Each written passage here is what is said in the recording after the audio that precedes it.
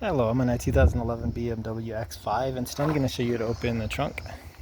So first you want to make sure everything's unlocked all the way in the car, and then with the keys too, there's also a button on here that you can push that'll open your trunk.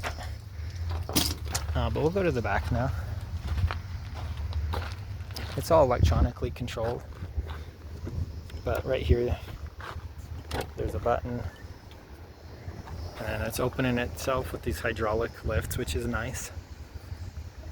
So this is the part that was latching it shut, and this is what it's hooking onto. So you might want to inspect all these things, make sure there's no debris or anything caught in either end, and then also make sure everything's lined up straight, because that could cause issues if it's not. If you're still having issues getting in here, you should be able to get back up inside this plastic to get in here to get this to release as well. Which you obviously can get there by climbing through the inside of the car. And then, like I mentioned, it's all electronically controlled, so you want to make sure your car actually has some battery power, so if it's completely dead this might not work. But otherwise, I hope this was helpful. I hope you have a great day.